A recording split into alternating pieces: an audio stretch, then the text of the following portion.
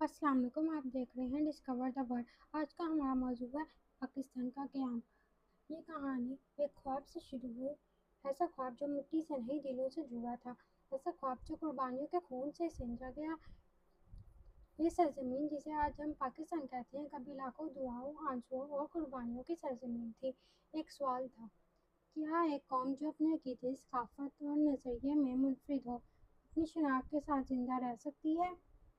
یہ کہانی اس وقت کی ہے جب برصغیر پاک و ہند ایک ایسا علاقہ تھا جہاں ہزاروں سال سے مختلف اقوام، مذاہب اور ثقافتیں آباد رہی ہیں۔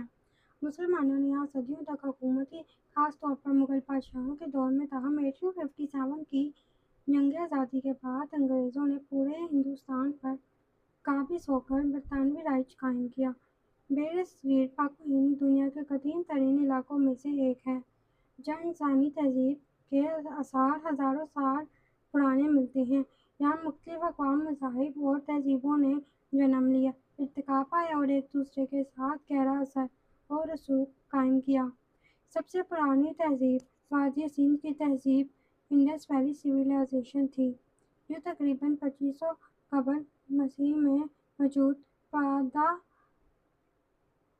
پاکستان اور شمال مغربی ہندوستان کے علاقوں میں قائم تھی۔ اس تہذیب میں شہری منصوبہ بندی، تجارتی نظام اور لکھنے کا فن موجود تھا۔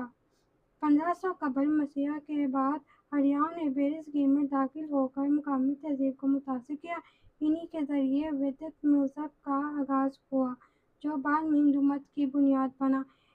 6 صدی قبل مسیح میں گوتم بدھ نے بدھ مت کی تعلیمات دیں، جس نے برصغیر میں ایک بڑی روحانی تحریک کی شکل اختیار کی۔ اشوک اعظم جیسے حکمرانوں نے بدھ مت کو سرکاری مذہب بنایا۔ اسلام برصغیر میں 8ویں صدی میں آیا، جب محمد بن قاسم نے سندھ فتح کیا۔